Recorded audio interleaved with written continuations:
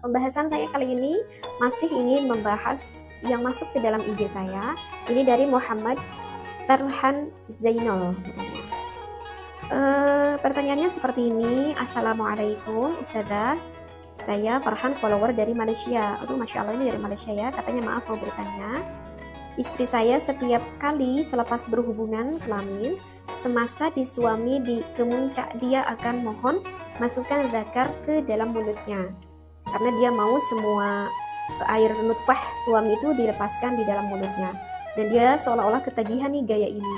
Soalannya, adakah dibolehkan ya? Maaf ya, terima kasih. Ya, ini pertanyaan dari warga Malaysia. Jauh sekali ya. Insya Allah akan saya bahas pembahasan ini. Jika bagi kalian yang ingin bertanya perihal yang berhubungan tentang rumah tangga ataupun suatu pernikahan, jika ada yang ingin ditanyakan bisa masuk dulu ke IG saya ya, lalu di follow, lalu nanti masuk ke DM. Insya Allah itu pun jika saya paham ya. Jika saya paham, maka insya Allah nanti saya akan menjawab lewat video ini, ya, video di channel Fikih Nikah ini. Oke, untuk Kak Farhan, di dalam hukum ini sebetulnya itu adalah ikhtilafiyah ya. Artinya ikhtilafiyah itu adalah perbedaan pendapat ulama.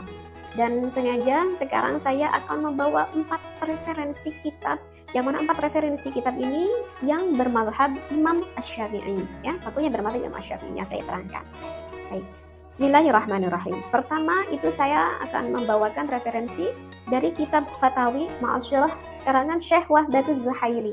Bagi yang punya kitabnya bisa dilihat pada Syahifah 191 sampai selanjutnya, karena ini sebetulnya pembahasannya agak panjang juga.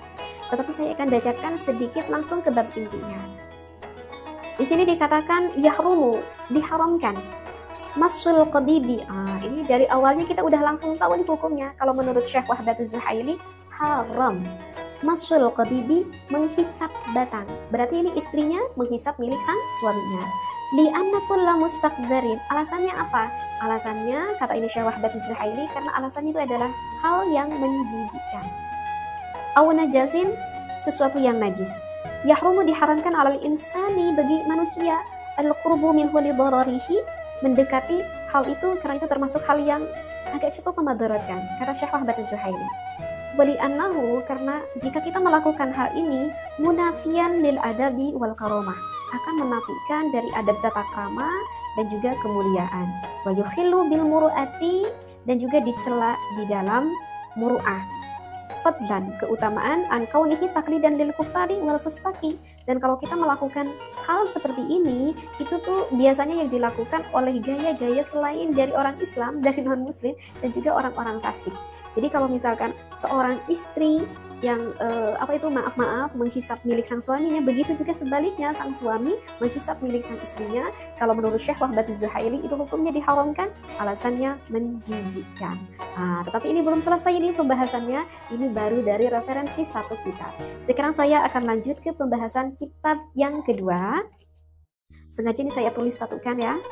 Yang kedua itu adalah di dalam kitab Al-Fiqhul Islami wa Adillatihi pada juz ketiga pada Syahifah 546.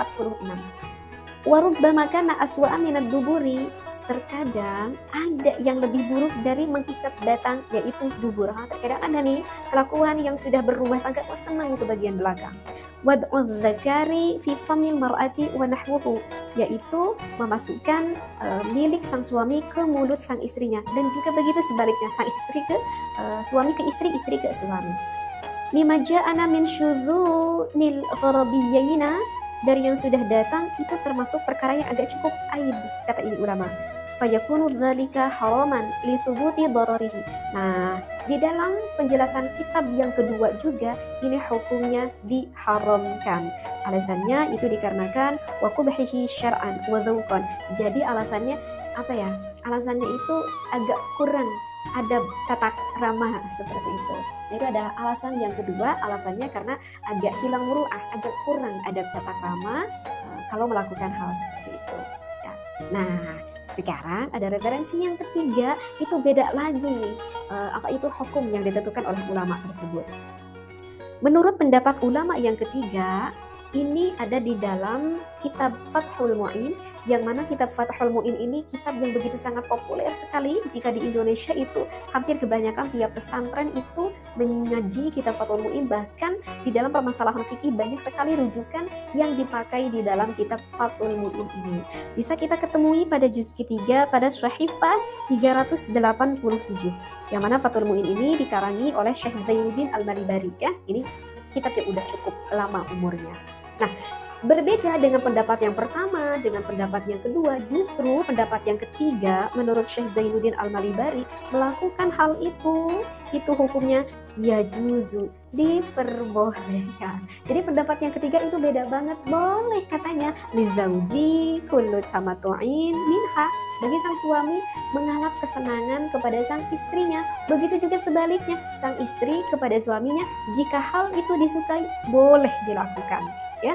Siwa halqati duburiha, kecuali kalau misalkan mencium lubang belakang milik istri ataupun lubang belakang milik sang suami, meskipun hanya mencium itu tetap tidak diperbolehkan. Jadi yang diperbolehkan itu hanya bagian depan, tidak boleh ke bagian belakangnya. Seperti itu ya. Bahkan di sini diperjelas walau bimasyi bidriha, meskipun seorang suami mencium bidrun milik sang istrinya. Apa bidrun ya? Bidrun itu bahasa fikihnya. Kalau bahasa Indonesianya apa ya? Bahasa Indonesia itu. Ini sebetulnya kalau bagi pasangan suami istri kayaknya udah paham ya apa yang dimaksudkan bidrun. Jadi bidrun itu adalah yang dimiliki oleh seorang istri, bentuknya sangat kecil sekali, dan ini adalah tempat yang sangat nikmat sekali bagi seorang istri jika dirangsang di bagian itu, gitu ya. Mungkin udah paham di sini ya. Itu bahasa fikihnya adalah bidrun, seperti itu. Nah, jadi kesimpulannya itu hukumnya adalah ikhtilafiyah. Kalau menurut Syekh Wahbat Az-Zuhaili, hukumnya diharamkan karena hal itu menjijikan. Jika para pendengar, para jamaah fikih nikah yang merasa jijik melakukan hal ini kepada suami Anda ataupun merasa jijik melakukan hal ini kepada istri Anda, maka Anda ikuti saja pendapatnya Syekh Wahbat Az-Zuhaili. Tetapi bagi sebagian orang itu berkata lain. Misalkan bagi yang rumah tangga yang lain, aku nggak merasa jijik melakukan hal itu kepada istri saya. Justru saya melakukan hal itu adalah sebagai tingkat rasa cinta saya yang lebih dalam kepada istri saya, karena saya ingin memberikan kesenangan kepada istri saya. Saya ingin memberikan kebahagiaan kepada istri saya. Kenapa? Karena ketika istri saya dilakukan hal itu, istri saya terlihat sangat bahagia sekali, terlihat sangat menikmati sekali melakukan ataupun dilakukan hal itu oleh sang suaminya.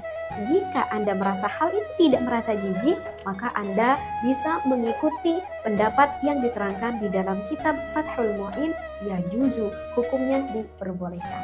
Jadi jawabannya itu adalah kembali kepada diri kita masing-masing. Kalau suka ada pendapat yang membolehkan, kalau tidak suka ada pendapat yang tidak membolehkan. Yang harus kita garis bawahi di sini adalah kita jangan merasa benar dengan satu pendapat saja. Misalkan bagi orang yang tidak suka, itu jijik, itu haram, gak boleh itu. Tidak begitu juga. Ada loh pendapat juga yang membolehkan. Kita harus menghargai pendapat yang membolehkan. Seperti itu. Jadi bisa dipahami di sini ya. Jadi tidak perlu berdebat antara orang yang suka dan juga yang tidak suka. Seperti itu. Nah, sekarang untuk pembahasan yang terakhir, bagaimana kalau misalkan bukan hanya sekedar dicium, tapi ini bahkan itu ya ada gitu ya. Barusan yang bertanya berarti ada kan, kenyataannya ada. Ini kok sampai ditelan gitu air nutfahnya, Masya Allah. Nah, maka saya ketemukan ini penjelasannya di dalam kitab Majmu' Syarah Muhadzab pada juz ketiga pada Syahifah 586. Referensinya adalah seperti ini. Hal yahillu aklul mani tahir? Apakah kita boleh meminum ataupun memakan air mani yang suci? Itu wajhani. Maka jawabannya sama, itu ada dua wajah. Artinya ada ikhtilafiyah lagi, perbedaan pendapat ulama. As-sahihul masyhur, kalau pendapat sahih yang masyhur, annahu la yahillu. Pendapat yang pertama, la yahillu, hukumnya tidak halal, tidak boleh sampai ditelan. Ya, tidak boleh sampai ditelan. Kenapa tidak boleh sampai ditelan? Li'annahu mustakhbathun. Alasannya karena hal ini menjijikkan sekali. Itu adalah alasan ulama pendapat yang pertama, tidak boleh sampai dimakan. Kenapa? Jijik gitu. Sini ada qala ta'ala. Allah Ta'ala berfirman, wa yuharrimu 'alaihimul khaba'ith. Allah mengharamkan akan sesuatu hal yang dianggap menjijikkan. Terlihat kalau kata santri wa yuharrimu ini sebetulnya adalah kalimat mubalaghah.